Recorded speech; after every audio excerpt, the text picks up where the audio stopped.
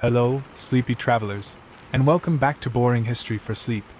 Tonight, we're going to embark on a particularly fascinating journey, a gentle drift back in time to the vibrant, sun-drenched world of ancient Greece.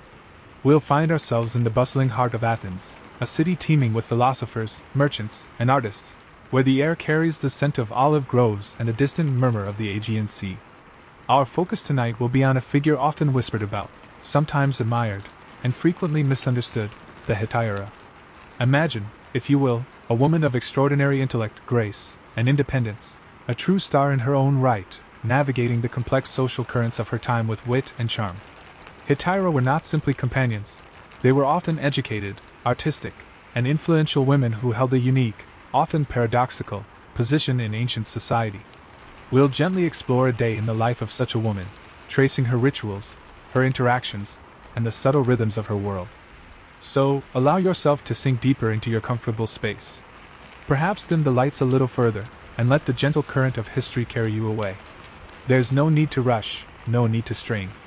Just breathe, relax, and let's begin our quiet exploration together. Imagine, if you will, the first faint blush of dawn spreading across the Athenian sky, a soft pearlescent light filtering through the small, high window of a modest yet thoughtfully appointed room. Our Hetaira, whom we shall gently refer to as Lygia for our journey tonight, stirs from her slumber. The coolness of the early morning air gently touches her skin, a comforting contrast to the lingering warmth of her simple bed. Her sleeping chamber, though not grand by aristocratic standards, possesses an intimate charm. The walls might be adorned with faded, yet still discernible, frescoes of delicate flowers or graceful geometric patterns, their colors softened by time and the dim light. The floor beneath her bare feet, when she finally eases herself upright, is cool, smooth stone, a pleasant sensation that subtly grounds her in the quiet reality of the waking day. There is no immediate rush, no jarring sounds to disrupt the tranquil stillness of these early hours. The city outside is still largely asleep, its vibrant clamor yet to awaken. Lygia stretches slowly, deliberately, feeling the gentle release in her limbs, a quiet acknowledgement of the day ahead. Her movements are unhurried, almost meditative, a silent preparation for the demands, both subtle and significant, that await her. Her morning ritual begins not with a flurry of activity, but with a quiet, almost sacred anointing. Reaching for a small, unadorned terracotta amphora, she carefully pours a small amount of rich, golden olive oil into the palm of her hand.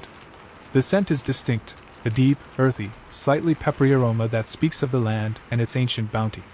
She rubs the oil between her palms, warming it gently, before applying it to her skin, her arms, her neck, her face. This is more than mere hygiene, it is a ritual of purification, of readiness. The oil cleanses, moisturizes, and perhaps, in the quiet solitude of her room, offers a subtle layer of protection for the day to come. It leaves her skin feeling supple, imbued with a delicate, natural sheen. As she performs these quiet motions, her thoughts might drift, unspoken prayers forming in her mind. Perhaps a silent invocation to Aphrodite, the goddess of love and beauty, asking for grace, for wit, for resilience in the day that stretches before her. There is a sense of quiet hope in her heart, a silent plea for the day to unfold without undue burden, without sharp edges or unforeseen challenges. It is a moment of deep personal calm, a sanctuary before the world begins to intrude. Imagine that gentle stillness, the soft glow of the nascent light, the earthy scent of the oil, and the profound quietude of a new day unfolding.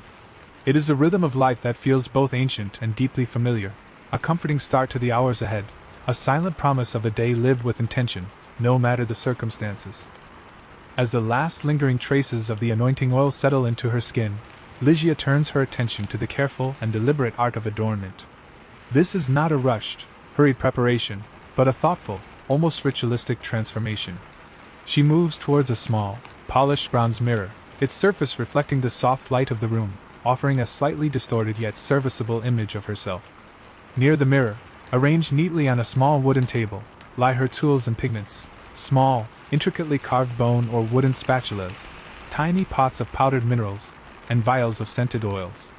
The pursuit of beauty in ancient Greece, particularly for a woman of Lygia's standing, was a nuanced affair. The ideal often leaned towards a delicate paleness, a subtle luminosity of the skin that hinted at a life not spent toiling under the harsh sun. To achieve this, Lygia would carefully select a fine, white clay or perhaps a powdered lead carbonate, known as Cymithian. With a soft brush or her fingertips, she would apply a thin, even layer to her face and neck, blending it meticulously to create a smooth, almost porcelain-like complexion. Imagine the delicate texture of the powder, the quiet whisper as it touches her skin, transforming its tone with gentle precision. Next, her gaze would turn to her eyes, the windows to her keen intellect and expressive spirit. For emphasis, she might use powdered charcoal or soot, carefully applied with a thin stick or a fine brush to darken her eyebrows and outline her eyelids. This would deepen the intensity of her gaze, making her eyes appear larger and more captivating. The process is one of quiet focus, each stroke deliberate, each line drawn with an artist's careful hand. For her lips, a vibrant touch of color would be introduced. Red ochre, a naturally occurring earth pigment, or perhaps a concoction derived from mulberries or madder root, would be mixed with oil to create a paste. This would then be delicately applied to her lips, imparting a subtle, yet alluring, tint, a hint of warmth against the pale canvas of her skin. And for a final touch, a touch of rouge, perhaps made from crushed plant roots or berries, might be dabbed onto her cheeks, bringing a delicate flush, a whisper of vitality. Throughout this entire process, there are no sudden movements, no impatient sighs. The air might carry the faint, earthy scent of the minerals, mingling with the subtle fragrance of the olive oil. Ligia might offer a small, private smile to her reflection in the bronze mirror, a quiet acknowledgement of the artistry involved in crafting her public persona. She is not merely applying cosmetics, she is creating an impression, preparing herself to engage with a world that values both wit and beauty. Finally, she turns her attention to her attire. Her chosen tunic for the day, perhaps a delicate linen chiton or a more flowing peplos made of soft wool, is selected not just for its beauty, but for its comfort and the ease with which it drapes around her form. As she slips the garment over her head, the soft fabric rustles gently, a whisper of sound in the quiet room.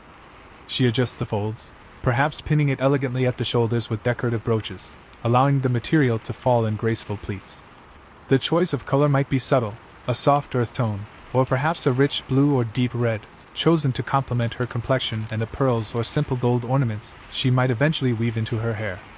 Imagine the feeling of the cool fabric against her skin, the gentle sway of the material as she moves. There is a quiet confidence in her bearing, an unspoken readiness. She is transformed, not into someone else, but into the most refined and captivating version of herself, poised to meet the day with elegance and composure. The morning light now fully illuminates the room, revealing the subtle beauty of her preparation, a silent testament to the quiet, ancient art of self-presentation.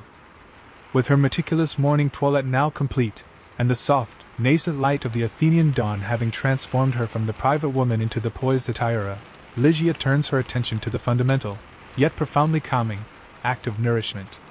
The quiet energy expended in her rituals has subtly stirred a gentle hunger within her, a natural cadence of the body requesting sustenance as the day begins to truly awaken. Her breakfast, unlike the elaborate feasts of the evening symposium, is a testament to the elegant simplicity and grounding rhythms of ancient daily life, far removed from the bustling complexities that will soon unfold. She does not dine at a grand, elevated table, nor on an ornate formal couch. Instead, Ligia finds her comfort in a more intimate setting, one that encourages quiet reflection and unhurried consumption. She might gently settle herself onto soft, thickly woven cushions, perhaps embroidered with simple geometric patterns or faded, earthy designs, arranged directly upon the cool, smooth stone floor of her chamber. This low-to-the-ground posture fosters a sense of groundedness, connecting her directly to the solid foundation of her home. Adjacent to her, a small, low table, perhaps crafted from dark, polished wood or a smooth slab of marble, holds the modest components of her meal. The setting is one of profound intimacy, designed not for social interaction, but for solitary contemplation and the quiet gathering of internal strength. The air around her, still carrying the faint, clean coolness of the early morning, might also hold subtle, comforting scents. Perhaps the lingering, dry aroma of stored herbs from her personal supplies, or the delicate, almost imperceptible perfume of a blossoming jasmine vine just outside her sun-warmed window, gently wafting in on the faintest breath of air. These are the natural fragrances of a world awakening, soft and inviting. Her meal itself is a study in unpretentious, yet deeply satisfying, simplicity. A small, unglazed ceramic bowl, perhaps hand-thrown and bearing a subtle imperfection, holds her primary sustenance, a portion of mashed dates. Their natural, sun-concentrated sweetness is a pure delight, a dense, complex flavor that speaks of warm lands and ancient orchards. Dates, a staple of the Mediterranean diet, provided not only sweetness but a quick, enduring source of energy for the demanding day ahead. Over this rich, dark paste, Ligia meticulously drizzles a thin, golden stream of local honey, gathered perhaps from hives nestled in the Attican hills. The honey's floral notes, its subtle tang, mingle exquisitely with the deep, earthy richness of the dates, creating a combined flavor profile that is both deeply comforting and subtly invigorating. Imagine the soft, yielding texture of the dates, the sticky sweetness of the honey melting slowly on the tongue, coating the mouth with a pure, ancient taste, almost like a decadent, yet perfectly natural, dessert. Beside this sweet offering, a delicate, stemmed kylix, a typical Athenian drinking cup, holds her beverage, watered-down wine. In ancient Greece, the consumption of pure, undiluted wine was largely reserved for the fervent revelry of symposia or ritualistic purposes. For daily, temperate consumption, wine was invariably mixed with water, transforming it into a lighter, more refreshing, and less intoxicating drink that could be enjoyed throughout the day. The specific vintage, likely a local, unassuming vin ordinaire, would possess a subtle, slightly acidic, and fruity tang, its notes gently softened and mellowed by the addition of cool, clean water.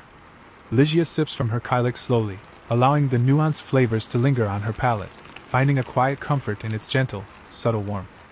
There is no element of haste in this morning ritual, no hurried gulping down of food or quick swigging of drink. Ligia eats with a deliberate slowness, her movements calm, measured, almost meditative. Her gaze might drift from the immediate presence of her meal, drawn towards the small, unadorned window of her chamber. Beyond the casement, the world is still largely quiet, but the first stirrings of natural life are becoming apparent. She might catch sight of a small, agile bird flitting amongst the silver-green leaves of a nearby olive tree, its occasional, soft chirping providing a delicate, melodic accompaniment to her profound stillness. Her thoughts, untroubled by the immediate demands of her public persona, are allowed to wander freely, perhaps reflecting on the unfolding potential of the day ahead, or simply savoring the fleeting moments of undisturbed peace that these early hours afford. She might contemplate the intricate tapestry of her own life, the challenges she has overcome, and the unique freedoms she possesses, all against the reassuring backdrop of this simple, profound act of sustenance. Imagine the soft, increasing light of the morning filtering gently through the room, illuminating the quiet beauty of the simple meal before her. The subtle, rhythmic cadence of her chewing, the slow, deliberate sips of the mild wine, each action contributes to an atmosphere of profound, unassuming contentment. This quiet breakfast, imbued with the natural sweetness of dates and honey, and the mild, refreshing tang of watered wine, is far more than mere physical nourishment. It is a ritual of quiet self-care, a gentle gathering of inner strength, and a serene pause before the vibrant, demanding world outside truly awakens and begins to make its daily clamor. It is a moment of deep, personal grounding, preparing her body and spirit for the complex, fascinating tapestry of her day.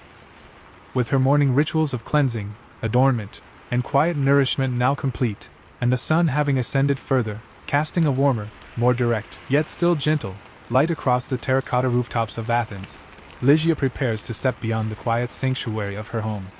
Her next destination is the vibrant, pulsating heart of the city, the agora.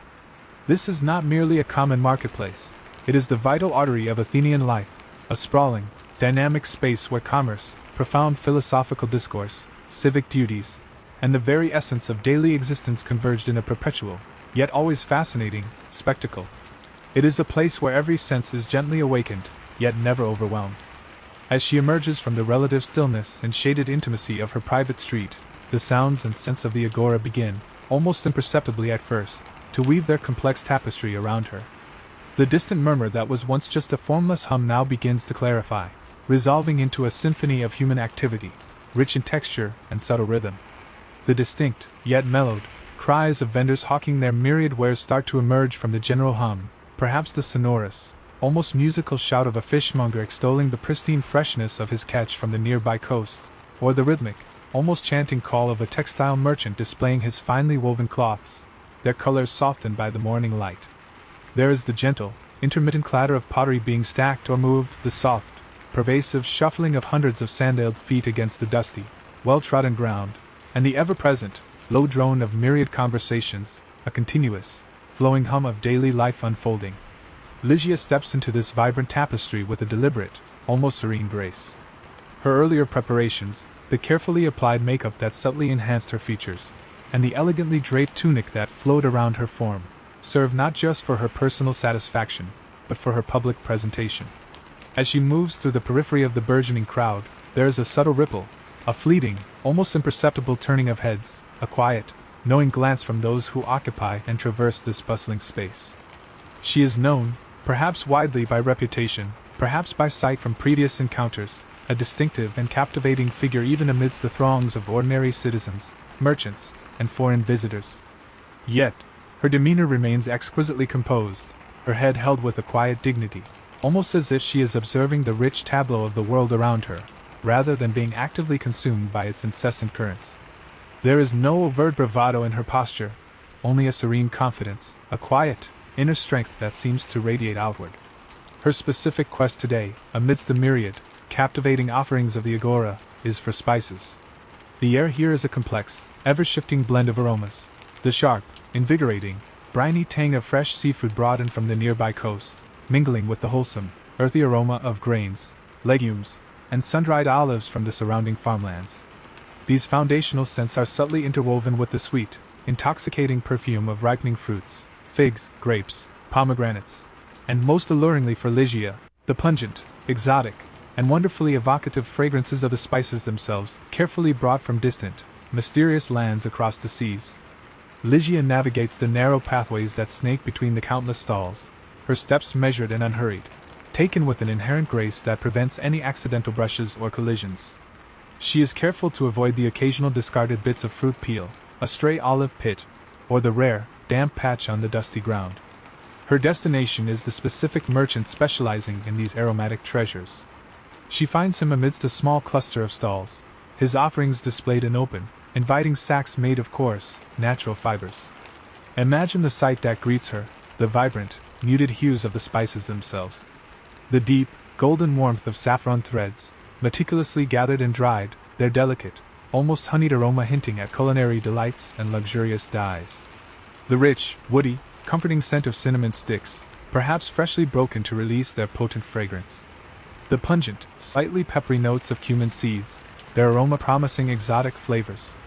And amidst these, a myriad of other less common, yet equally enticing, dried herbs and powdered roots, ginger, coriander, fenugreek, each holding its own unique olfactory signature, transported from the distant reaches of the known world.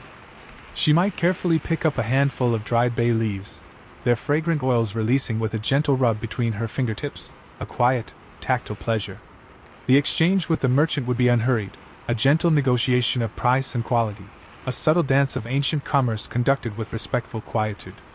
Throughout this process of selection, as she carefully chooses her cinnamon, perhaps a precious pinch of saffron, and other desired ingredients, her senses continue to absorb the surrounding tableau, creating a rich, internal tapestry of her surroundings. The utterly irresistible aroma of freshly baked bread wafts from a nearby baker's stall, a universally comforting and grounding scent that promises warmth and simple sustenance. Laughter, clear and uninhibited, echoes from a small group of men gathered loosely around a renowned philosopher, perhaps Socrates himself, engaged in a lively yet measured debate on virtue or the nature of the cosmos. Children, seemingly oblivious to the intellectual gravitas of their elders, dart playfully through the crowd, their shrill cries a sharp yet harmless counterpoint to the deeper hum of adult voices. Ligia observes it all with a quiet, appreciative awareness, a silent absorption of the vibrant, living pulse of her city. She is not merely a visitor to this world, she is an integral, respected part of it, moving through it with a quiet authority that commands subtle glances and a quiet, knowing respect from those around her.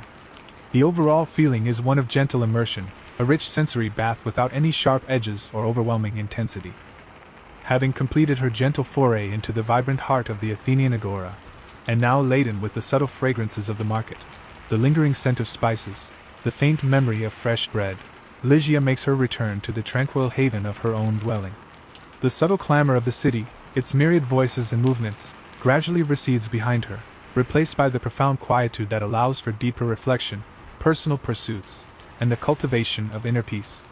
For a woman of Ligia's unique standing and sophisticated profession, the cultivation of the arts, and particularly music, was far more than a mere pastime. It was an utterly essential facet of her refined education, a key to her captivating allure. and a skill meticulously honed to both entertain and enchant. Yet, for Ligia herself, it was also a deeply personal solace, a profound pathway to inner quietude and creative expression. Her gaze, upon re-entering her sanctuary, now falls with a soft recognition upon her lyre, an instrument of ancient beauty and elegant simplicity, resting gently in a designated corner of her room. This iconic Hellenic instrument, with its distinctive U-shaped frame crafted from polished wood, often cypress or maple, and its graceful arms extending upwards, holding a handful of tautly stretched gut strings, holds a quiet, almost sacred, promise of melody. As she approaches it, her movements are unhurried, imbued with a quiet reverence. She reaches out, her fingers delicately tracing the smooth, cool surface of the polished wood, feeling the subtle grain beneath her fingertips, and then the resilient, cool tension of the gut strings, each one a potential note. There's a faint, earthy, woody scent emanating from the instrument itself, mingling subtly with the last lingering traces of market spices that might still cling to her elegant robe. She settles herself with a practiced ease, not formally, but comfortably, perhaps on a low, intricately carved wooden stool, or once again upon the soft, inviting cushions that grace her floor. She positions the lyre against her body, finding the perfect balance, ensuring the instrument resonates optimally against her form. Her fingers, already accustomed to the delicate touch and subtle pressures required, having spent countless hours in practice, begin their gentle exploration of the strings. The very first few notes might emerge hesitantly at first, a quiet, tentative seeking of the correct pitch, a gentle, almost questioning testing of the instrument's unique voice. Perhaps there is a slight, almost imperceptible discord, a tentative pluck that draws a soft, self-amused smile to her lips. "Ah, a little recalcitrant today," she might murmur to herself, her voice barely audible, a quiet, gentle acknowledgement of the daily discipline and patient dedication required to truly master such a timeless craft. But then, with a subtle shift in her posture, and as her fingers find their familiar rhythm, a melody begins, slowly yet surely, to emerge. It is not a grand, tumultuous composition, designed for a large, public performance. Instead, it is something far softer, more introspective, a quiet outpouring of her inner world. Perhaps a gentle hymn dedicated to a beloved deity, or a melancholic, ancient folk tune passed down through generations, or even a simple, improvisational sequence of notes that flows organically from her unburdened inner landscape. The sound of the lyre is utterly unique, a pure, crystalline, resonant tone, slightly reedy yet remarkably clear, each note distinct, each vibration holding its own subtle beauty. Each deliberate pluck, each gentle strum, creates a resonant vibration that seems to fill the cool, quiet room, gently echoing off the painted walls, weaving itself into the very fabric of the space. Imagine the profoundly soothing, almost hypnotic quality of these sounds. The subtle, vibrating twang of the strings, the gentle, flowing rise and fall of the melody, creating an atmosphere of profound tranquility and deep peace. For what might feel like hours, Ligia allows herself to become utterly immersed in this musical practice. Her eyes might close occasionally, allowing her to fully feel the delicate vibrations, to become entirely one with the enveloping sound, letting the music wash over her. This is her sanctuary, a private haven where the external pressures and demands of the world outside her walls gently recede, and she can simply exist within the pure, unadulterated beauty of the music she meticulously creates. It is a form of deep concentration, a meditative act that simultaneously refines her remarkable skills while profoundly soothing her spirit, offering a rare moment of unadulterated self-expression. The gentle, harmonious melodies she coaxes from the lyre are more than mere entertainment. They are a profound and intimate expression of her cultivated soul. They are a quiet testament to the countless hours of dedication she has poured into her craft, to the countless quiet moments spent mastering an ancient art form that speaks directly and powerfully to the deepest chambers of the human heart. The lingering notes, after each gentle strum, seem to hang delicately in the air, an almost ethereal presence, filling the entire space with their calming, resonant beauty. This intrinsic ability to create such serene and captivating sounds is, indeed, a unique and potent power she possesses, a quiet strength that resonates long after the final note has faded into silence. As the long Athenian afternoon begins its gentle descent, painting warmer, more diffused hues across Ligia's dwelling, and the quiet contentment of her musical practice settles within her, a distinct, yet equally tranquil, facet of her day often emerges. This is when her intellectual life takes precedence, a realm where her cultivated mind, sharpened by continuous learning, truly finds its most profound expression. Her cultivation extended far beyond the visual arts and music. It embraced the intricate realm of ideas, of profound questions, of the very nature of existence itself. And sometimes, perhaps surprisingly to those unfamiliar with the unique social currents of ancient Athens, a figure of significant renown, a true luminary of the city, would grace her modest, yet intellectually vibrant, dwelling. Imagine, then, a quiet, respectful knock at the door, and the gentle arrival of a rather unassuming, yet profoundly influential, figure, Socrates himself. Such visits were not an anomaly within Lygia's world. In fact, they were a testament to the unique and often paradoxical position of Hetaira in Athenian society. These women were frequently the intellectual companions of Athens' most prominent elite, its philosophers, its astute politicians, its celebrated artists, and its most influential citizens. Unlike the secluded Athenian wives, whose lives were largely confined to the domestic sphere and whose public appearances were strictly limited, Hetaira like Lygia were educated, articulate, and remarkably capable of engaging in sophisticated philosophical discourse. Socrates, in particular, known for his unconventional approach to wisdom, his relentless questioning, and his pursuit of truth wherever it might be found, often sought out those who could offer fresh, unfiltered perspectives, those who were not rigidly bound by conventional societal expectations, and crucially, those who possessed a genuinely sharp and inquiring mind. Their meetings would be informal, devoid of the stiff formality of public assemblies, yet deeply engaging.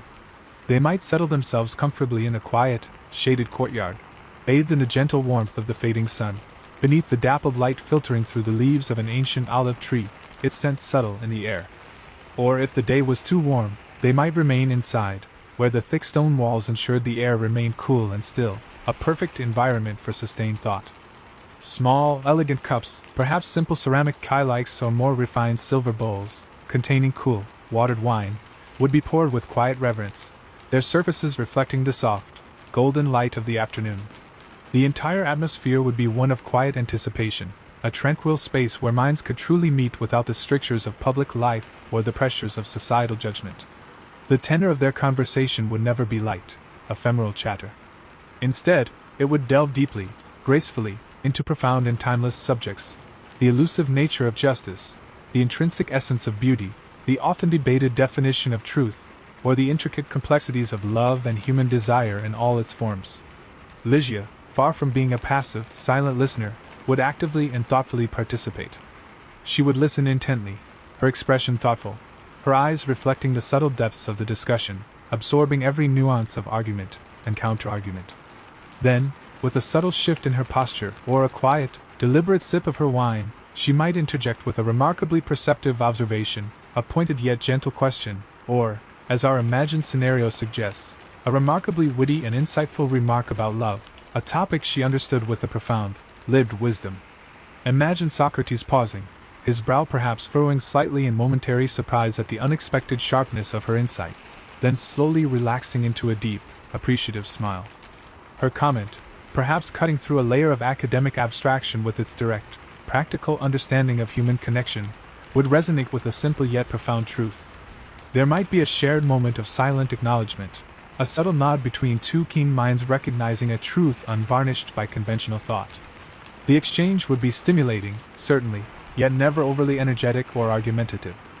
It was a gentle probing, a shared exploration of ideas, each participant offering their unique insights, patiently seeking a deeper understanding. The quiet rhythm of their voices, the thoughtful pauses, and the occasional soft laughter would create a peaceful, intellectual hum within the room. These conversations were a vital, enriching part of Lygia's sophisticated existence. They constantly sharpened her intellect, broadened her understanding of the human condition, and allowed her to connect with some of the greatest minds of her era on a remarkable, often equal, footing. There was a profound and quiet satisfaction in these exchanges, a gentle joy in the intricate dance of ideas, a validation of her intellectual capacity. You might find yourself quietly impressed, perhaps even a little awestruck, by her intellectual prowess, realizing that her allure extended far beyond mere physical beauty or artistic talent. It lay deeply in the richness and agility of her mind, her remarkable ability to engage, to challenge gently, and to enlighten. This serene intellectual sparring was, in its own profound way, as calming and enriching as the quiet, melodic strains of her lyre, a true testament to the multifaceted depth of her unique being. As the long Athenian afternoon gently mellows into evening, casting increasingly softer, more golden hues across the terracotta walls and cool stone floors of Lygia's rooms, a distinct and significant shift in her day begins. The quiet intellectual pursuits of the day, the personal moments of solitude and creation, now gracefully give way to the exciting, yet always measured, anticipation of the evening's primary engagements. For a hetaira of Lygia's standing and cultural importance, the symposium, a sophisticated gathering of prominent Athenian men for communal drinking, profound intellectual discussion, artistic entertainment, and refined companionship, was often the central and most significant event of her professional life. It was, in essence, her most exquisite stage, a unique arena where her honed wit, her cultivated artistry, and her captivating beauty would truly be allowed to shine with their fullest brilliance. The preparation for the symposium is, for Lygia, never a rushed or hurried affair. It is, instead, a deliberate, almost meditative process, imbued with a quiet, yet profound, sense of purpose. Her movements through her chamber remain unhurried, each step measured and graceful, reflecting an inner composure. She approaches a finely crafted chest, perhaps made of cedarwood with elegant bronze fittings, or a carefully constructed niche built into the wall, where her finest garments and most precious adornments are meticulously kept. The gentle, dry scent of dried herbs, perhaps lavender or rosemary, intermingles with the faint, sweet aroma of the cedarwood itself, serving to preserve the delicate fabrics within, protecting them from the passage of time and insects. Her choice of attire for the evening is a matter of crucial importance, a subtle expression of her status and her artistic sensibilities. She might select a chiton of fine, almost translucent linen, its weave so delicate it seems to breathe with every movement. Or perhaps a more opulent peplos, crafted from exceptionally soft, dyed wool, whose folds would fall with graceful fluidity. Imagine the luxurious feel of the fabric as she carefully draws it out from its scented resting place, the cool, smooth silkiness of a shimmering blue, reminiscent of the deep Aegean, or the rich, tactile texture of a vibrant crimson, subtly threaded with gleaming gold. Tonight, let us envision her choosing a tunic of a deep, resonant blue, a color that would beautifully complement her complexion and subtly enhance her features in the soft lamplight. Its exquisite weave might subtly catch and refract the light, and delicate gold threads, woven intricately into its borders or straps, would hint at an understated opulence, suggesting wealth and refinement without overt ostentation. As she carefully slips the garment over her head, the soft fabric rustles gently, a quiet whisper of sound, falling in elegant, classical pleats around her form. She takes her time, adjusting the folds, perhaps pinning it elegantly at the shoulders with decorative, finely wrought brooches, allowing the material to drape with effortless grace. Her hair, which would have been meticulously styled earlier in the day, now receives a further, final touch of artistry and refinement. She might unpin certain sections, allowing them to fall in softer, more alluring waves around her face, framing her features with a gentle allure. Or, for a more elaborate effect, she might carefully weave in small, lustrous pearls, their smooth surfaces cool against her scalp, or delicate, finely crafted gold leaves, designed to catch the flickering lamplight like scattered dewdrops. Imagine the cool, smooth feel of the pearls as they are carefully positioned, the subtle glimmer of the gold as it catches the light. As a final, exquisite touch, she might apply a delicate perfume, a precious blend of exotic floral essences, perhaps the intoxicating scent of rose or the sweet, powdery aroma of iris, subtly spiced with the warm, resinous notes of myrrh. This precious fragrance would be dabbed gently behind her ears, at her pulse points on her wrists, and perhaps a subtle touch to her décolletage. The fragrance itself would be subtle, alluring, a quiet invitation rather than an overwhelming presence, hinting at elegance rather than shouting it. Finally, she pauses before her polished bronze mirror, its surface reflecting the soft, warm glow of the approaching evening. Her gaze is thoughtful, assessing, yet devoid of any anxiety or excessive vanity. It is a quiet, objective evaluation, ensuring that every detail contributes to the harmonious whole, that her presentation is impeccable yet effortlessly natural. She adjusts a single fold of her tunic, smooths a stray wisp of hair that has escaped its artful confinement, ensuring every element is perfectly aligned.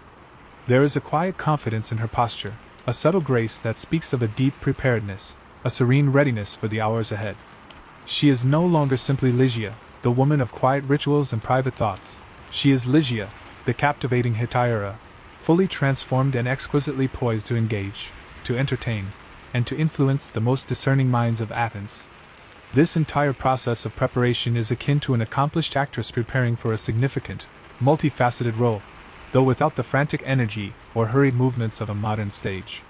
It is a slow, methodical unfolding, a quiet, almost spiritual transformation that allows her to step fully into her public persona.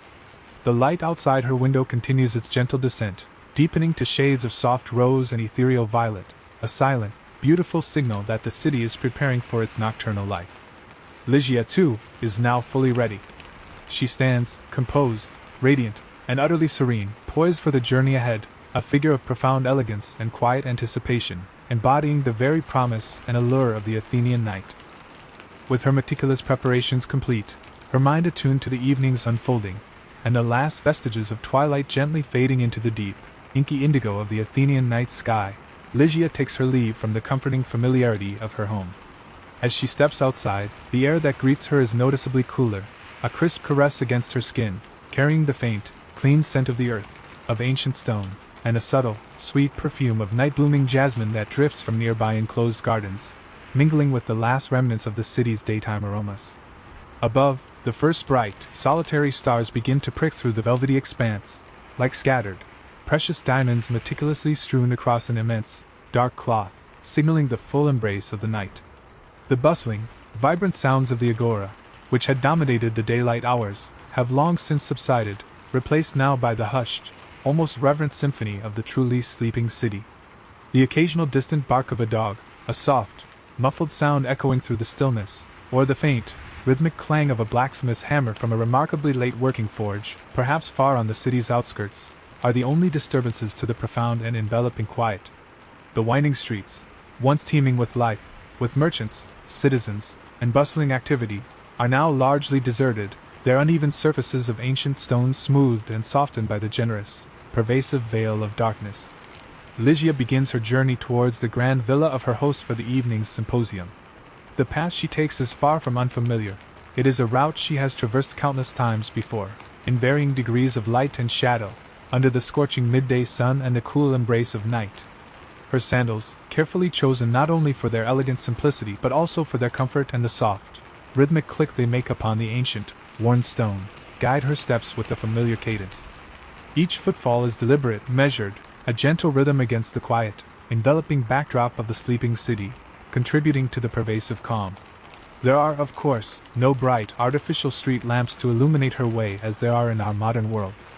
Her illumination comes solely from the pale, ambient glow of the moon, if it happens to be visible in the night sky, and the scattered, flickering light emanating from the occasional distant house where a family might still be awake, its soft glow casting long, dancing shadows. The shadows are deep and long, stretching out before her like silent, watchful guardians, subtly transforming familiar landmarks, the distinct shape of a large public fountain, the outline of a renowned civic building, the gnarled branches of an ancient tree, into softly indistinct shapes, rendered more mysterious and evocative by the encroaching darkness. Imagine the cool, fresh night air on your skin, the subtle, earthy scent of dust and ancient stone, and the comforting, almost subconscious, sense of knowing precisely where you are going, even in the pervasive, soft dimness. She might pass by the imposing facades of ancient temples, their grand, fluted columns standing as silent, monolithic sentinels against the night sky, their polished marble surfaces catching the faintest glimmer of starlight, giving them an ethereal quality. The air around these sacred structures feels particularly ancient, imbued with centuries of devotion and quiet reverence. She might walk alongside the tall, crumbling walls of private gardens, where the heavy, sweet scent of cypress or the heady perfume of oleander hangs thick and sweet in the night air, a pleasant, natural contrast to the cooler, more austere scent of stone. This solitary journey is a quiet interlude, a crucial transition between the vibrant public engagement she has left behind and the sophisticated world of the symposium that awaits her. It offers a precious moment for silent contemplation, for the final gathering of her thoughts, or simply for the peaceful immersion in the quiet, profound beauty of the Athenian night. There is no sense of fear, no anxiety, only a deep and abiding sense of knowing the way, a quiet confidence in her graceful stride. She is moving towards a world of luxury, intellectual stimulation, and refined entertainment, yet this solitary walk under the vast, watchful gaze of the ancient stars is a profound and integral part of her evening's ritual, a gentle, unhurried passage into the heart of the night. It is a slow, quiet winding down, a preparation for the next unfolding of her remarkable life. As Lygia's quiet, contemplative journey through the sleeping streets of Athens draws to its graceful close, the subtle shift in the surrounding atmosphere becomes unmistakably palpable. The cool, profound silence of the starlit path gradually gives way to a faint, yet inviting, glow emanating from a grand villa, its presence hinting at the warmth and life contained within. Here, the soft murmur of human conversation, which had been almost imperceptible moments ago, now begins to clarify, resolving into a gentle, sophisticated hum of anticipation that subtly rises into the serene night air. This is no ordinary dwelling. This is the private domain of a wealthy Athenian, a meticulously crafted sanctuary of comfort, cultivated taste, and refined hospitality. She approaches the grand entrance of the villa, its scale and craftsmanship often signifying the stature of its owner. It might be a heavy wooden door, perhaps adorned with intricate carvings and polished bronze fittings that gleam softly in the ambient light, or a more open, welcoming portico, framed by elegant columns and guarded by watchful, yet discreet, household slaves. There is no need for a forceful knock, no anxious waiting. Her arrival is clearly expected, anticipated with quiet readiness. The door swings open with a silent, almost effortless grace, revealing a deeper, inviting warmth within. As Lygia steps across the threshold, a wave of distinct sensory experiences gently washes over her, a rich, immediate contrast to the cool, quiet solitude of her recent journey. The very first sensation that embraces her is often the complex tapestry of sense, a rich, sophisticated blend that speaks volumes of the household's affluence and the evening's offerings. The sweet, heavy fragrance of expensive, aged wine, perhaps mingled with the deep, earthy notes of terracotta amphory where it has matured, subtly intermingles with the delicate, almost mystical perfume of burning incense, its exotic aromas undoubtedly imported from distant, fabled lands. There might also be the faint, subtly enticing aroma of roasted meats, savory herbs, or sweet, baked delicacies, hinting at the culinary delights that are already being enjoyed within the grand dining halls. Her eyes, having adjusted to the encompassing dimness of the outside world, now slowly adapt to the softer, warmer, and much more diffused illumination within. The light here is not harsh or blinding, but rather gentle and inviting, emanating from countless flickering oil lamps set upon elegant stands, and tall, ornate candelabra, their flames casting dancing, ethereal shadows upon the polished surfaces of the villa. Imagine the soft, golden glow illuminating the expansive marble walls, perhaps adorned with magnificent frescoes depicting vibrant scenes from mythology, heroic deeds, or serene vignettes of daily life, their rich colors appearing deep and alive even in the subdued light. The subtle sheen of polished bronze statues, strategically placed in niches or alcoves, also catches the light, adding further dimensions of quiet splendor. Beneath her sandaled feet, the cool, uneven, and often dusty stone of the Athenian street gives way to a luxurious, sensory delight. Her steps are now cushioned by the yielding softness of rich, intricately woven rugs, their patterns perhaps geometric or depicting mythological beasts, muffling any sound. Alternatively, she might glide across the cool, smooth expanse of highly polished marble floors, their surfaces reflecting the lamplight like still pools of liquid gold. Each step she takes is cushioned, deliberate, a silent affirmation of the profound luxuriousness of her surroundings. The very air itself feels different inside the villa, distinctly warmer, more perfumed, almost laden with a sense of refined indulgence and cultivated pleasure. As she moves deeper into the villa, through a cool, columned peristyle, an open courtyard surrounded by columns, or across a grand antechamber adorned with further statuary and fine pottery, a subtle yet perceptible ripple passes through the assembled guests. Heads gently turn in her direction, not with overt clamor or boisterous greeting, but with a quiet murmur of acknowledgement, a respectful recognition of her arrival. A knowing glance might be exchanged between guests, a subtle nod or a soft, appreciative sigh. Lygia, composed and utterly poised, moves with a fluidity and quiet authority, like a figure perfectly accustomed to such discerning attention. Her blue tunic, its delicate gold threads meticulously woven into the fabric, seems to shimmer and glow with each graceful step she takes, reflecting the lamplight with an almost ethereal quality. This entrance is more than just arriving at a destination. It is stepping onto her stage, not in the theatrical sense, but in the social and intellectual sense. She enters not as a mere servant or a background presence, but as an invited, valued guest, a truly captivating presence whose charm, intellect, and beauty are keenly anticipated and highly sought after. The atmosphere within the villa is one of sophisticated conviviality, of deep intellectual engagement, and of refined pleasure, all held within a gentle, almost dreamlike bubble of luxury. She glides into this exquisite world, a picture of serene elegance, utterly ready to engage with the evening's unfolding events, her presence adding a subtle, yet undeniable, radiance to the gathering.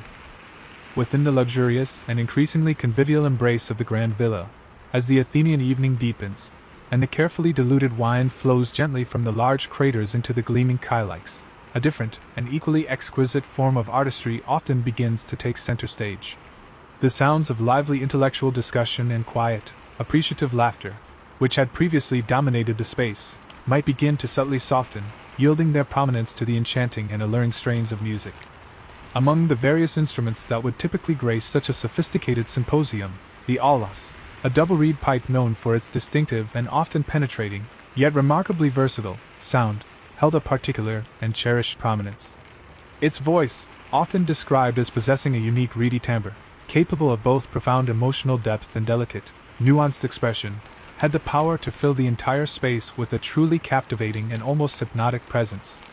As the musician, perhaps a talented young man or a skilled woman from the wealthy household, begins to play, poised and focused, a gentle, almost reverent hush slowly yet surely falls over the gathering. The initial, pure notes of the aulos might weave a slow, ancient melody, perhaps a solemn and graceful hymn dedicated to Dionysus, the god of wine and revelry, or a more reflective, introspective composition that speaks deeply of universal human emotion, the fleeting nature of beauty, or the poignant passage of time. Imagine the pure, sustained, and remarkably clear notes of the flute, flowing almost effortlessly through the perfumed air, their subtle vibrations gently caressing the polished marble surfaces, the rich tapestries, and the finely carved wooden details of the room. It is a sound that invites contemplation, a quiet, internal dialogue, a gentle rhythm that softly beckons the listener to simply be present, to surrender to the beauty of the moment without judgment or expectation. And then, with a poise that transcends mere movement, Lygia might gracefully rise from her reclining position. Her movements are never abrupt or dramatically sudden. Rather, they are fluid, seamless, almost as if she is responding instinctively, an extension of the very subtle currents of the music that now permeates the space. Her meticulously chosen blue tunic, with its delicate gold threads intricately woven into the fabric, seems to shimmer and sway with every delicate shift of her weight, every subtle turn of her body, creating soft, undulating ripples of color and light. This is not a boisterous or acrobatic performance, designed for spectacular effect. Instead, it is a dance of pure grace, a subtle, narrative unfolding of emotion and beauty through controlled, expressive movement. Her arms might rise slowly, elegantly, beginning from her sides and extending upwards, with the fluid grace of reeds swaying in a gentle, unseen breeze, or mirroring the delicate, unhurried unfurling petals of a magnificent, night-blooming flower. Her hands, expressive and finely shaped, articulate silent gestures, each movement telling a quiet story, embodying a profound emotion, or subtly emphasizing the narrative woven by the music. Her feet, light and remarkably precise, execute subtle steps, deliberate turns, and gentle glides across the smooth, cool floor. There is a quiet, almost meditative, poetry in her every movement, a deep and intrinsic connection between the haunting melody of the aulos and the ethereal, visual grace of her sculpted body. Imagine the gentle, almost hypnotic rhythm of her dance, the way the soft, exquisitely draped fabric of her garment flows and ripples effortlessly around her as she turns and pivots. Her posture is erect, yet remarkably supple, her spine elongated, her head often tilted slightly, her eyes holding a distant, almost dreamlike quality, as if she is listening not just to the external music, but to a profound, inner rhythm that guides her every move. The entire focus is on the fluidity, the almost continuous, unbroken flow of her form, creating an unbroken line of pure, captivating beauty that holds the quiet, mesmerized attention of those watching. There is no applause, no loud exclamations, but a pervasive sense of hushed admiration. The air around the symposium might be thick with the sweet, heady scent of expensive wine, subtly spiced, and the lingering, mystical perfume of frankincense and myrrh, adding another rich layer to this multisensory experience. Yet, despite these other sensory details, the dance itself remains the tranquil, captivating focal point, a living embodiment of the music, a visual counterpart to the soothing, reedy tones of the aulos. She is, in this moment, the quiet queen of the night, not through overt power or loud assertion, but but through the gentle, captivating artistry of her profound presence, allowing the ancient music to speak directly through her body, lulling the senses of the onlookers into a state of profound, peaceful appreciation. The soft, clear, and haunting notes of the aulos continued to resonate, filling the space with their ancient beauty, guiding her every serene movement, until the melody gently fades, leaving only lingering echoes in the quiet room. As the graceful movements of Lygia's dance conclude, and the captivating, resonant strains of the aulos gently fade into the perfumed air, Lygia transitions seamlessly, almost imperceptibly, into another equally crucial and captivating aspect of the symposium, the ancient, yet timeless, art of conversation. This is precisely where her finely honed intellect, her innate charm, and her profoundly cultivated wit truly come to the fore, blending together into an intoxicating elixir that complements the flowing wine. She rejoins the assembled guests, perhaps settling onto a luxuriously cushioned a reclining couch designed for comfort and ease, amidst the small, intimate group of Athens' most prominent and discerning citizens. The atmosphere within the Andron, the men's dining hall, is now one of relaxed camaraderie and sophisticated ease, lovingly fostered by the soft, golden glow of countless flickering oil lamps and the mild, comforting warmth of the carefully diluted wine. Slaves, moving with an almost preternatural quietude and remarkable efficiency, circulate constantly yet discreetly among the reclining figures. They deftly refill the elegant kylikes, the broad, shallow drinking cups, from large, exquisitely ornate craters, the mixing bowls where wine and cool, fresh water are expertly blended to the perfect consistency. The gentle clink of the ceramic cups, the soft, melodious gurgle of the pouring liquid, and the almost imperceptible rustle of fine linen and wool garments are the sole, gentle accompaniments to the profound and engaging discussions that now unfold. The topics of conversation at a symposium could, and often did, range widely, reflecting the breadth of Athenian intellectual life. Discussions might pivot from the latest political developments within the polis, the city-state, to profound philosophical musings on ethics, logic, or metaphysics. They might shift to the recitation of epic poetry, the sharing of poignant lyrical verses, or even delve into light-hearted, amusing anecdotes that drew soft chuckles from the listeners. Lygia, ever attentive and keenly observant, would listen with profound interest, absorbing every subtle nuance of the discourse, every inflection in a voice, every unspoken gesture. Her contributions, when she offered them, would be timed with meticulous precision, delivered with a subtle, knowing smile that hinted at deeper understanding and a wellspring of experience. Imagine her, listening intently as a group of esteemed men discussed the latest decree issued by the Athenian Assembly, or perhaps earnestly debating the perceived failings or triumphs of a particular politician or military leader. With a quiet, unhurried sip of her wine, and a gentle, intelligent glint in her eyes, she might interject with a sharp, yet always charming, humorous observation. It would be a gentle barb aimed not to wound or offend, but rather to elicit thoughtful laughter and perhaps a moment of shared, amused self-awareness. It seems, she might muse, her voice soft yet remarkably clear, carrying effortlessly across the space, that even the esteemed Strategos finds it easier to conquer a city than to govern the affairs of his own restless household. A soft, appreciative ripple of laughter would spread through the group, acknowledging the astute truth and the elegant wit contained within her remark. Her remarkable ability to gently steer the conversation, to subtly guide its direction when it perhaps veered into overly contentious or excessively dry academic terrain, was also a hallmark of her refined social skill. If the discourse became too abstract, too embroiled in a heated, yet ultimately unproductive, debate, she might gracefully pivot with a disarming ease. "Ah, but speaking of governance," she might interject smoothly, her voice a calming presence. "Does not the intricate structure of a truly fine poem also require a delicate balance, a harmonious order, much like the very laws that guide and sustain our city?" And thus, with such a subtle and elegant turn, the topic might shift, perhaps to the lyrical beauty of Homer's epics, the profound tragedies of Aeschylus, or the poignant, heartfelt verses of the poetess Sappho, inviting a different, yet equally stimulating, form of engagement. She might engage a renowned philosopher in a respectful, yet challenging, debate about the fundamental nature of the gods, or playfully yet intellectually challenge a respected poet's interpretation of a complex tragic myth. Her questions were always insightful, her arguments articulated with remarkable clarity and logical precision, and her humor, when she chose to employ it, was never crude or boisterous, but always refined, intelligent, and subtly alluring. The men around her, accustomed to the more limited intellectual engagement from their secluded wives, would find in Ligia a truly captivating and endlessly stimulating conversational partner. You might find yourself quietly charmed, perhaps even smiling subtly in recognition of her astute observations, feeling a profound sense of quiet satisfaction in the intellectual richness of the moment. The gentle, uninterrupted flow of conversation, much like the wine itself, created a comforting, enveloping atmosphere, inviting a gentle drift into thoughtful relaxation and intellectual contentment. As the Athenian evening at the symposium gracefully progresses, and the discussions, perhaps having explored the deepest philosophical questions, begin to gently mellow, a lighter, more playful, yet still refined, activity often emerges to entertain the distinguished guests. This was a cherished moment for shared amusement, a chance to engage in a delightful game that combined a subtle skill, a touch of precise aim, and a good-natured, unburdened competitive spirit. This ancient pastime, celebrated for its unique blend of concentration and camaraderie, was known as katabos.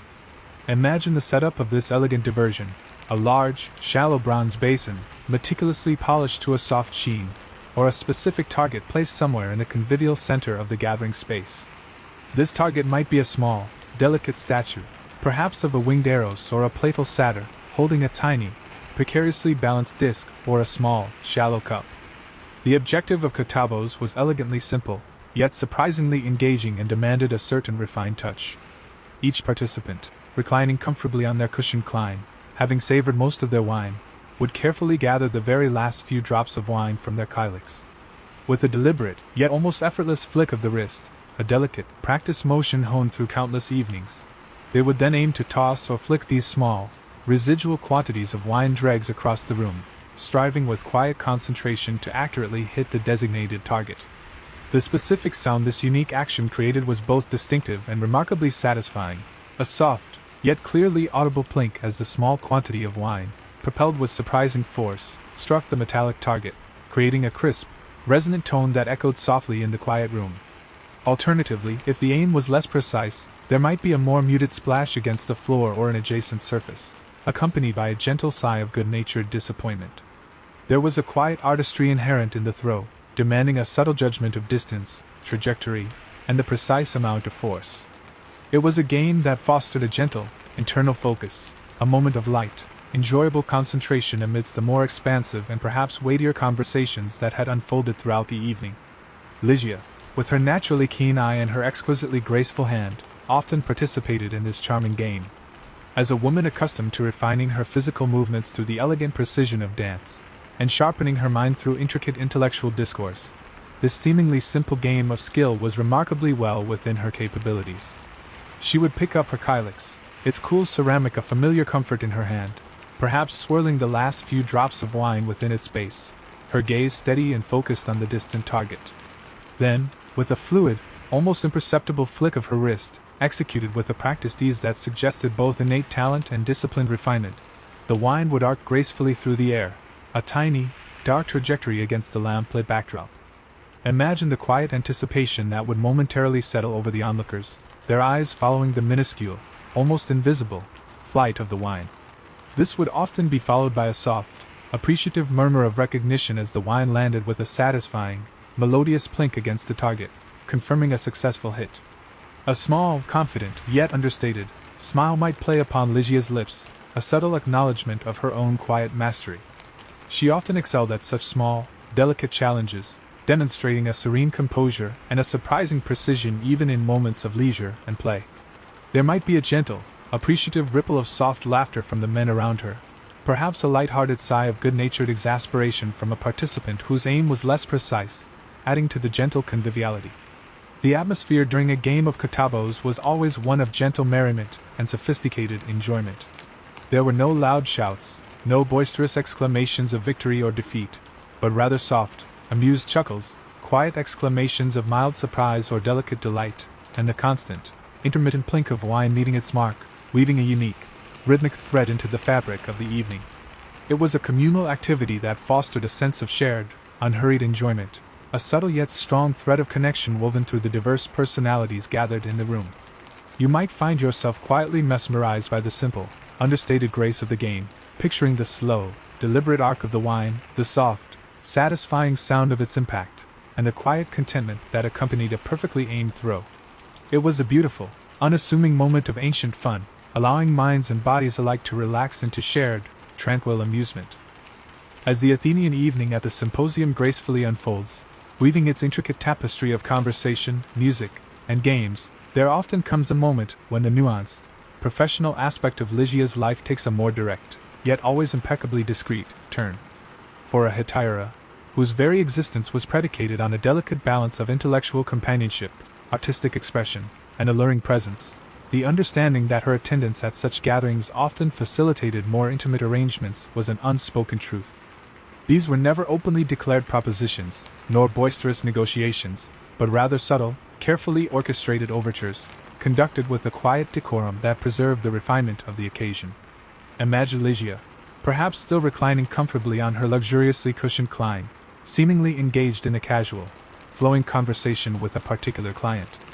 This individual might be a respected merchant whose ships plied the waters of the Aegean, a shrewd and ambitious politician with influence in the assembly, or a seasoned patron of the arts, whose discerning eye recognized true talent beyond fleeting beauty.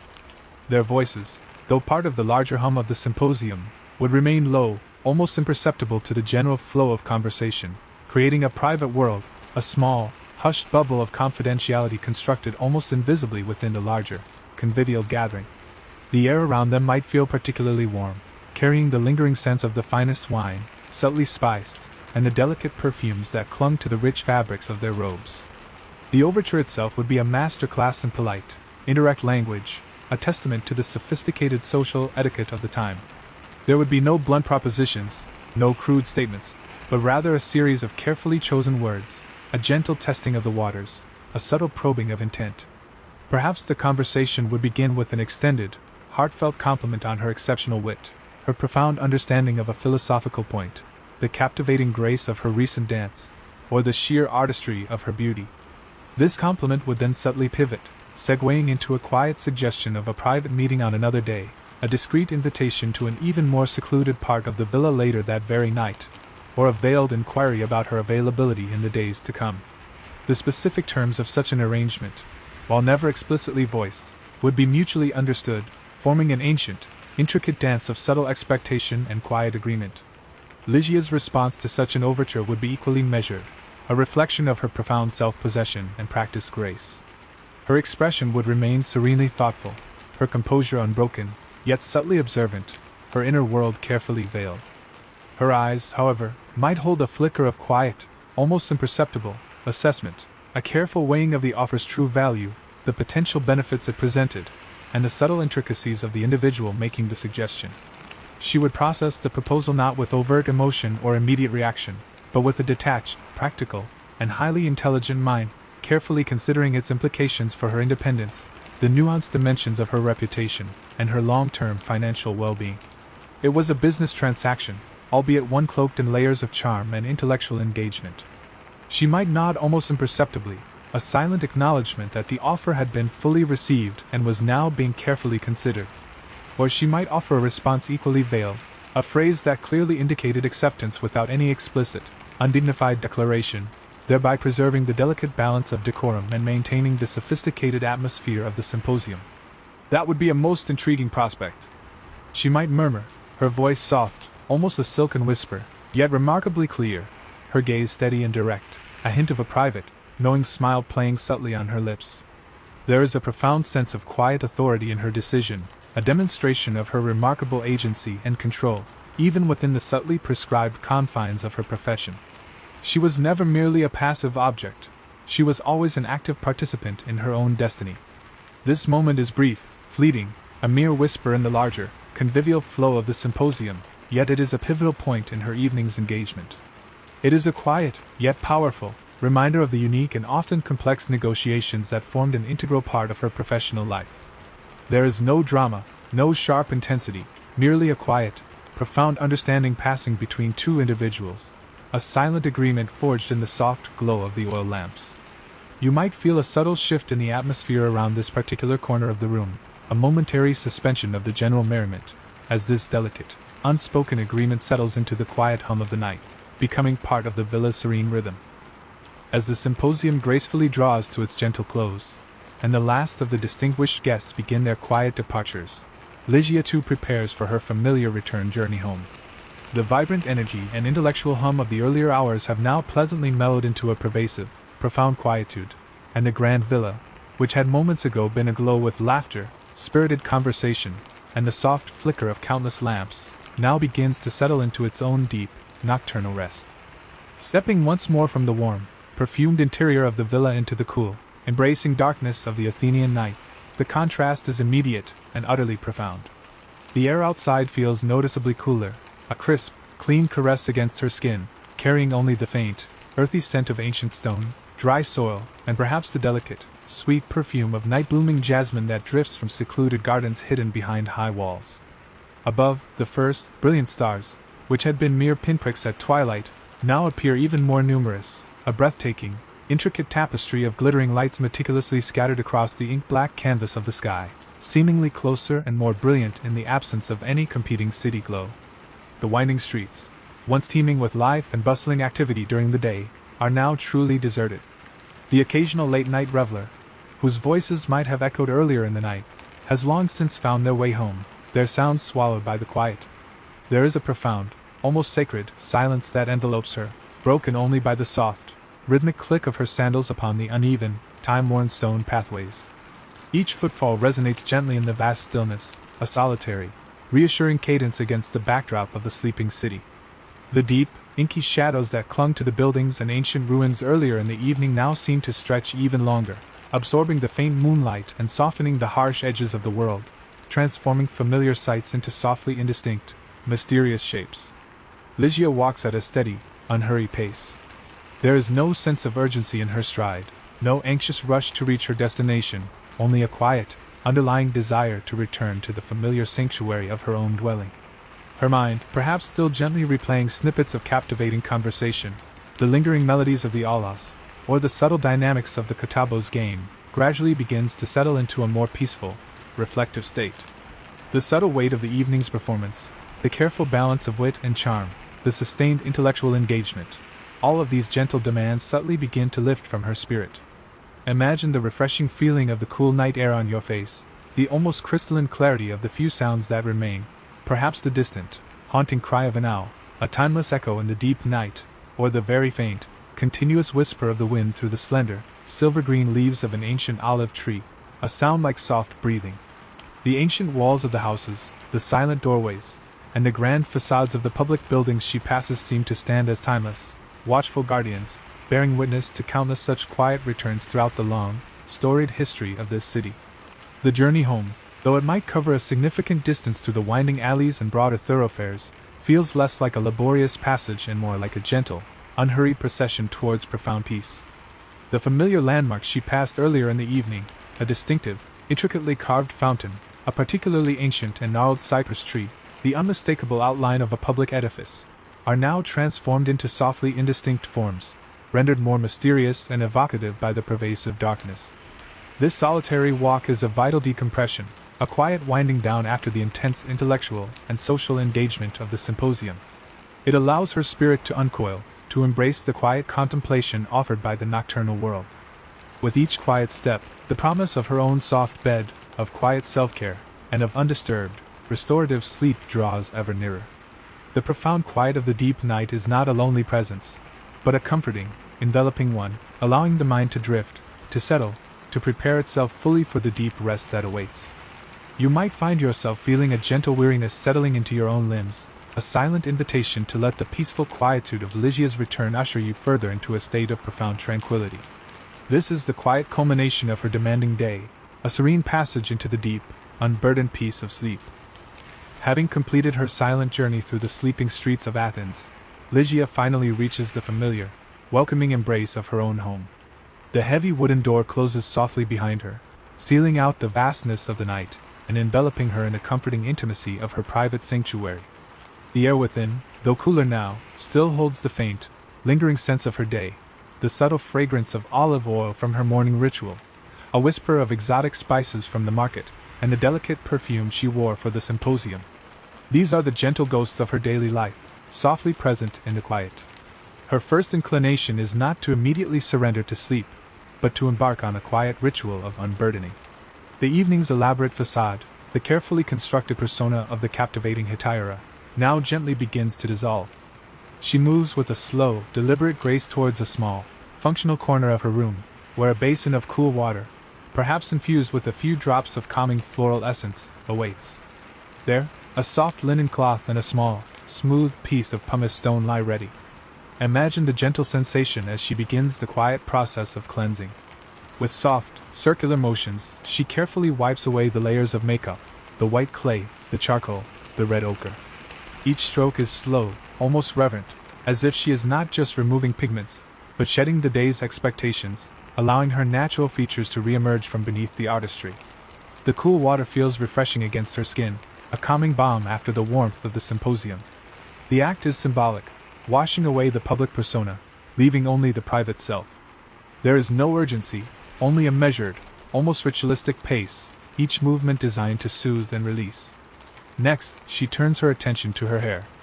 The intricate braids or delicate pins that held her tresses in place are gently unfastened, one by one. Her fingers, usually so nimble in playing the lyre or gesturing elegantly in conversation, now work with tender patience, untangling each strand, allowing the weight of her long hair to fall freely around her shoulders. Imagine the subtle rustle of the pearls as they are carefully removed and placed in a small, secure box, or the gentle slide of the gold leaves as they are set aside.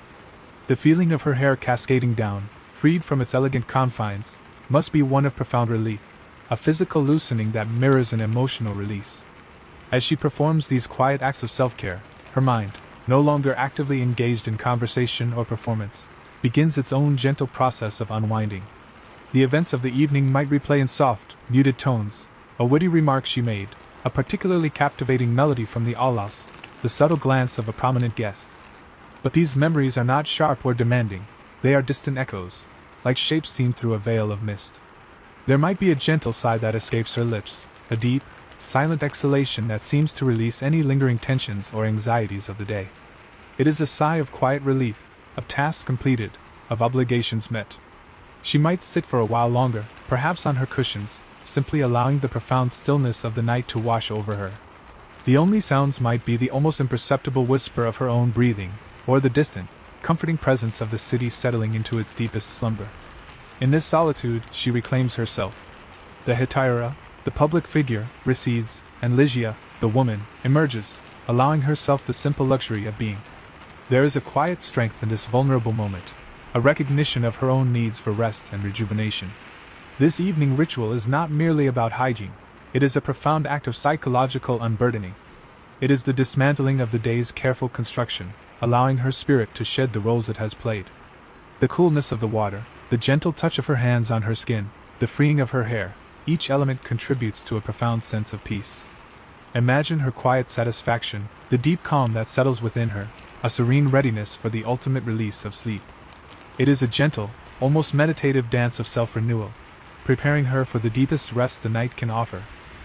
Having completed the physical unburdening of the day, having gently shed the layers of her public persona, Ligia now turns her attention to the more profound, spiritual aspect of her evening ritual. In ancient Greece, the gods were not distant, abstract concepts, but living, breathing presences woven into the very fabric of daily life. And for a woman like Ligia, whose life navigated complex social currents and relied on subtle influences, a quiet communion with the divine was a natural, comforting part of her existence. She might move to a small, unassuming corner of her room, perhaps where a tiny, simple altar rests. It could be a smooth stone, or a small wooden shelf, adorned with a miniature figurine of a deity, perhaps a small, unlit oil lamp, and a few dried offerings from a past prayer, a withered flower, a few grains of rice. The air here feels particularly still, imbued with a sense of quiet sanctity. Her chosen deity for this intimate, nightly communion is, perhaps unsurprisingly, Aphrodite. Not merely the goddess of carnal love, but Aphrodite Panemos, the goddess of universal love, beauty, persuasion, and the harmony that binds humanity. For a Hetaira, whose very livelihood relied on charm, connection, and the art of attraction, Aphrodite was a constant, benevolent presence, a patron and a source of subtle power. Ligia kneels, or perhaps simply sits with quiet dignity, her posture relaxed yet respectful. Her eyes might close gently, or gaze softly at the small figurine, her breath deepening, becoming slow and even. Her hands might rest open in her lap, palms upturned in a gesture of receptivity, or be clasped loosely before her. The flickering light from a single small lamp nearby might cast soft, dancing shadows on the wall, adding to the tranquil atmosphere. Her prayer is not a loud supplication, nor a demanding plea. It is a soft whisper, almost imperceptible even in the profound quiet of the room. Her voice, usually so articulate and engaging in conversation, now drops to a low, melodic murmur, filled with a gentle gratitude and a quiet hope. "O divine Aphrodite," she might begin, her words barely audible. "Guardian of beauty, weaver of hearts, thank you for the grace of this day, for the wit that guided my tongue, for the charm that eased my path." She might express gratitude for moments of joy, for successful encounters, for the quiet peace of her home. And then, her voice softening further, she might offer a gentle request for the night ahead. "Watch over me as I sleep," she might whisper. "Grant me dreams of serenity, and bless me with renewed strength and wisdom for the coming dawn. May my path continue to be guided by your gentle hand, may prosperity continue to find its way to my door, and may my spirit remain bright amidst the shadows." Imagine the purity of that sound, a soft, almost ethereal hum in the silence. There is a deep, unshakable faith in her voice, a profound connection to the unseen forces that shaped her world. The words flow from a place of genuine belief, a quiet conversation between her soul and the divine. This is a moment of profound spiritual centering, a relinquishing of control, and a trusting surrender to the protective embrace of the gods as she transitions into the vulnerability of sleep. The air itself seems to thicken with this quiet devotion, becoming heavier with unspoken wishes and a pervasive sense of peace. The entire room feels imbued with this quiet sanctity. This act of prayer is not a performance, it is a deeply personal, intimate moment of solace and connection, a final anchor before the mind drifts into the vast ocean of slumber. It is a testament to the quiet strength she drew from her spiritual life, a final touch of calm before she allowed herself to truly let go of the day. With her body cleansed and her spirit quieted by prayer, Ligia finally settles into the soft embrace of her bed. The cool linen sheets provide a comforting cocoon, and the darkness of the room, punctuated only by the occasional distant glimmer of a distant star through her window, is a familiar, friendly presence. In these quiet moments, poised on the cusp of sleep, the mind often drifts, no longer constrained by the immediate demands of the day, allowing the gentle currents of memory to surface. For Ligia, these memories are a complex tapestry, interwoven with threads of both tender innocence and profound challenge. Her beginnings were not those of a privileged Athenian girl, raised within the secluded walls of a respectable household, destined for an arranged marriage. Instead, her early life was marked by a different path, one that began far from the marble grandeur of Athens, in a village or a smaller town, perhaps closer to the rugged coast or nestled amongst fertile plains.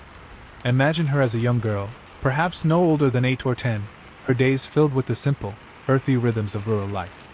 The scent of wood smoke from the family hearth, the comforting warmth of sun-baked earth beneath her bare feet, the playful chase of small, quick lizards among ancient stones. She might recall the vibrant colors of wildflowers blooming in spring, the taste of freshly picked figs sweet on her tongue, or the sound of her mother's voice singing a simple lullaby as the sun set. These are the fragments of a childhood innocence, precious and distant, held with a gentle ache in her heart. But interwoven with these idyllic moments are the stark realities of her past. The whispered truth that she was not born free, but into a life where circumstance could shift dramatically, irrevocably.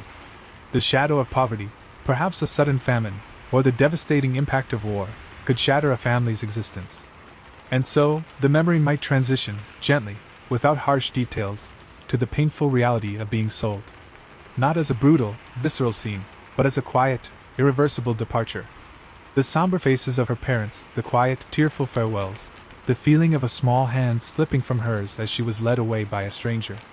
It was a passage into the unknown, a severance from the roots of her earliest years. Yet, this was not the end of her story, but a pivotal beginning. She was acquired not for brute labor, but for her innate intelligence, her quick grasp, her potential for cultivation. It was a recognition, even then, of a spark within her. Her new masters, discerning and shrewd, understood the value of an educated companion in a society that prized wit and grace. And so, she was offered a different kind of education, one that would transform her circumstances. The memories might then shift to the gentle, patient hands that taught her. The smooth feel of the lyre strings beneath her small fingers, gradually coaxing out melodies where once there was only discord. The endless hours spent learning to read and write, the shape of each letter forming slowly in her mind, unlocking the vast worlds contained within scrolls of poetry and philosophy. She would recall the delicate art of rhetoric, learning to choose her words with precision, to argue with logic, and to charm with eloquence. The taste of new, richer foods, the feel of finer fabrics, the sound of sophisticated conversations that slowly became her own. This transformation was arduous, a constant effort of mind and spirit, but it was also a liberation. It was the forging of her unique strength, the quiet determination that allowed her to navigate a world that had initially offered her little choice. There is a deep, quiet gratitude for the skills she acquired, for the pathways that opened before her, even if those pathways were unconventional. As these memories drift, some carrying a soft sadness, others a quiet pride, Ligia feels the immense distance between that small, vulnerable girl and the woman she has become. The journey has been long, marked by unseen struggles and triumphs. It is a testament to her resilience, her ability to adapt, to learn, and to thrive in the face of adversity. You might find yourself quietly amazed, a profound sense of respect settling over you, for the strength of a spirit that could forge such a life from such beginnings. These are the deep, quiet currents of her past, flowing gently into the vast ocean of sleep. As the last tendrils of childhood memories gently recede, Ligia's mind, still hovering on the precipice of sleep, often turns to a more abstract, yet deeply personal, contemplation, the paradoxical nature of her own existence within Athenian society. Hers was a life lived on the fringes of convention, a position that granted her freedoms utterly denied to other women, yet simultaneously bound her with invisible, silken chains. This internal discourse, a quiet weighing of her unique role, was a frequent companion in the tranquil hours before oblivion. Imagine her lying there, the darkness a comforting shroud, allowing her thoughts to unfurl like soft, ancient scrolls. On one hand, there was the undeniable breadth of her autonomy. Unlike the respectable Athenian wife, confined largely to the gynaeconitis, the women's quarters, and whose public appearances were strictly limited, Ligia moved with remarkable freedom. She could attend symposia, engage in open discourse with men, participate in public festivals, and even own property. She had intellectual agency, a voice that was heard and valued in circles where others were silent. She cultivated her mind, her talents, her very persona, shaping herself into a being of significant influence and allure. This was a form of liberation, a defiance of the rigid norms that govern most women's lives in the polis. She was not a possession, but a presence. She could choose her clients, to a certain extent, selecting those whose company she enjoyed, whose intellect stimulated her, or whose patronage offered the most advantageous opportunities. This semblance of choice, however subtle, stood in stark contrast to the arranged marriages that defined the destinies of her respectable counterparts. There was a quiet power in her ability to navigate the social landscape, to charm, to persuade, to exist as an independent economic entity in a world largely dominated by men. This was a deeply satisfying facet of her life, a testament to her resilience and acumen. Yet, as the quiet hours of night deepened, so too did the subtle understanding of the limitations inherent in her freedom. While she was not bound by the same domestic chains as a wife, she was, in a very real sense, still bound by her profession. Her independence was contingent upon her ability to maintain her appeal, her wit, her youth, and her beauty. Her financial security, while significant, was derived from the patronage of men. This created a delicate dance, a constant negotiation between her own desires and the expectations of her clients. There was an unspoken vulnerability in this existence. What would happen when youth faded, when beauty softened, when the intellectual spark dimmed? The respect and admiration she commanded could, with time, become elusive. Her independence, therefore, was always conditional, a golden thread woven into a tapestry that could unravel if she faltered. She could not easily marry an Athenian citizen, nor could her children, if she had any, claim full citizenship rights without specific legal provisions, which were rare. Her social standing, while elevated in some respects, remained outside the conventional, respectable sphere. Imagine her considering this duality, the vibrant liberty of her mind and movement, juxtaposed against the subtle, ever-present reality of her dependence. It was a life lived on an edge, a tightrope walk between autonomy and precariousness. She was a celebrity, admired and discussed, yet also a figure sometimes judged, sometimes envied, always observed. The whispers that followed her were not always whispers of admiration.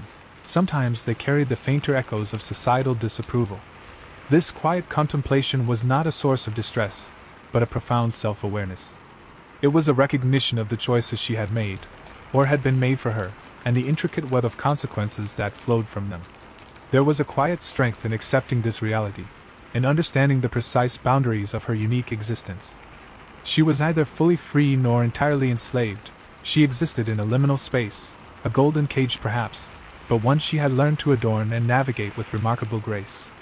And as these reflections gently settled, the paradoxes of her life softly dissolved into the approaching oblivion of sleep. As Ligeia lies poised on the edge of slumber, her mind, now fully released from the day's demands and the complexities of her public persona, might drift towards another profound aspect of her life, the quiet, often unspoken, bonds she shared with other women of her profession. In a society that often isolated women, the Hetaira formed their own unique community, a sisterhood bound not by blood, but by shared experiences, mutual understanding, and a silent, yet powerful, network of support. Imagine her recalling quiet afternoons spent not at symposia, but in the more private settings of another Hetaira's home, or perhaps a secluded garden. These were not competitive gatherings, but rather moments of genuine connection. The air would be filled not with the boisterous laughter of men, but with the softer, more knowing murmurs of women who truly understood the intricacies of their shared existence. The scent of sweet pastries and light wine might mingle with the perfume of their robes, creating an atmosphere of gentle camaraderie. In these private moments, the elaborate masks worn for public consumption could be gently lowered. They would share stories, not as gossip, but as lessons learned.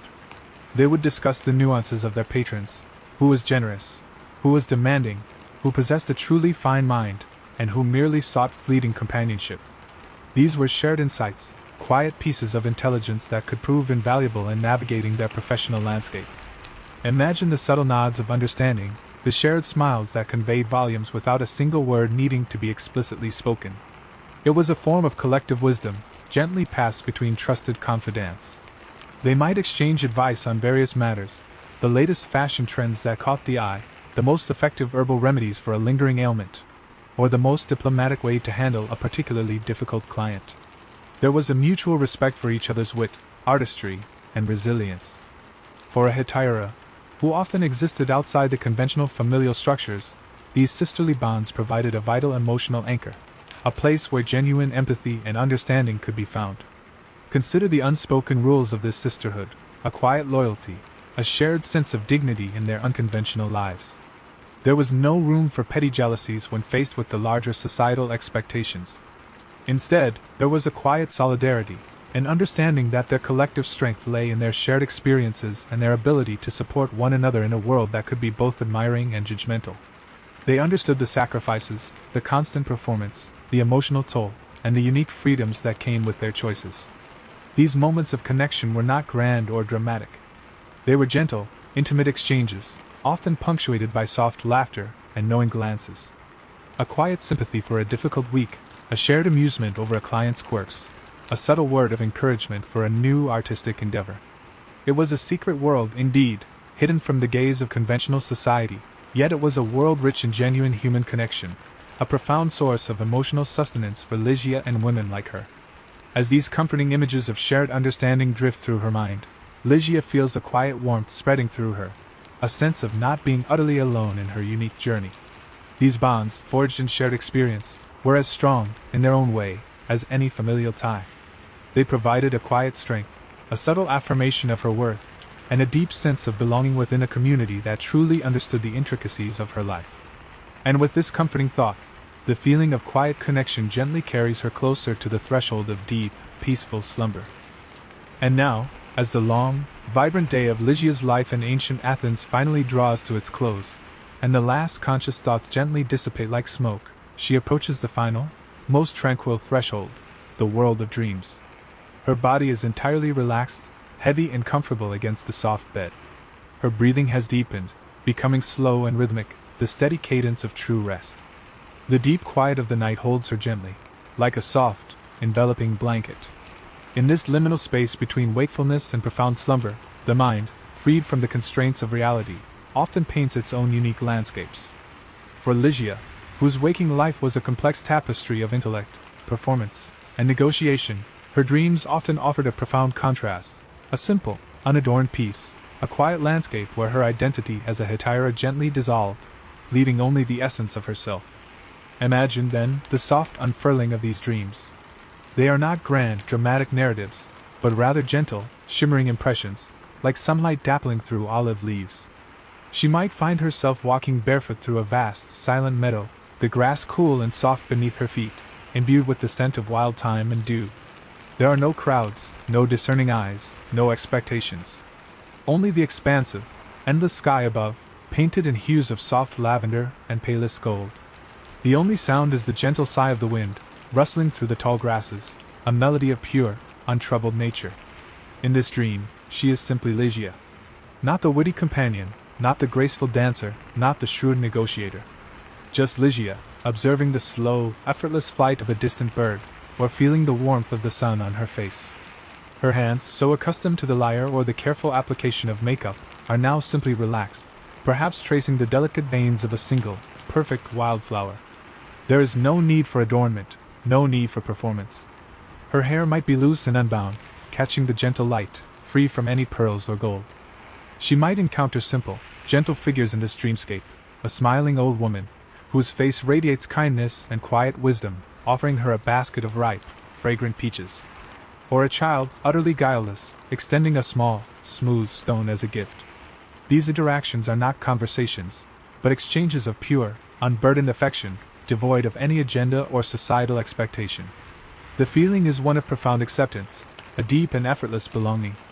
The dreamscape offers a quiet freedom, a complete release from the gilded cage, however beautiful, of her waking life. There are no subtle negotiations to consider, no social currents to navigate, no reputation to uphold. Just the quiet joy of simple existence, the profound comfort of being utterly, unreservedly oneself. The colors in this dream are soft, pastel hues, and the light is always gentle, never harsh. The sounds are hushed, distant, like the memory of a far-off melody. And as these serene images float through her consciousness, a profound sense of peace washes over her, deeper than any she experienced in her waking hours. A gentle, soft smile might grace her lips even in her sleep, a reflection of the quiet contentment that permeates her dreaming self. It is a dream of uncomplicated happiness, a profound and simple wish for peace. You, too, can imagine that serene smile, that gentle peace settling upon her features. Feel the last whisper of her waking thoughts dissolve into these tranquil visions. Allow the quiet beauty of this ancient dream to gently guide your own mind. Let the pervasive stillness of the Athenian night, Ligia's quiet contentment, and the ethereal beauty of her imagined world slowly, peacefully, carry you further and further into the embrace of deep, restorative sleep. And so, we gently close the book on a day in the life of Ligia, our Hetaira of ancient Athens. We've walked with her through the quiet rituals of dawn, experienced the subtle artistry of her adornment, tasted the simple sweetness of her morning meal, and navigated the lively, yet always fascinating, pulse of the agora. We've heard the soothing resonance of her lyre, listened in on her quiet, intellectual exchanges with philosophers, and watched her graceful preparation for the evening's symposia. We followed her silent journey through the starlit streets, stepped with her into a world of quiet luxury, witnessed the captivating beauty of her dance, and heard the subtle wisdom of her conversations. We've seen the gentle playfulness of Cottabos, felt the hushed tension of a delicate arrangement, shared her solitary walk home through the profound stillness of the sleeping city, and observed the quiet sanctity of her evening self-care and her whispered prayers. And finally, we've drifted with her into the serene landscapes of her dreams, a quiet tapestry of peace and unburdened simplicity. What did you think of her day, this woman who navigated her world with such remarkable grace and intellect?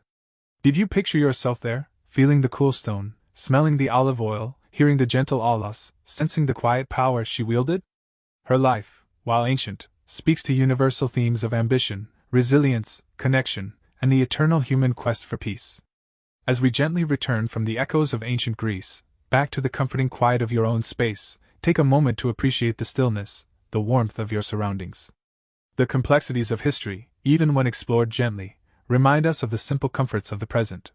So, let the final whispers of Ligia's day, her quiet dignity, and her profound peace, wash over you now. There is nothing left to do, nowhere else to be. Just breathe, feel the gentle weight of your own body, and allow yourself to drift. The journey through history is complete, and the journey into deep, peaceful sleep awaits. Good night, sleepy travelers. May your dreams be as serene as the Athenian night.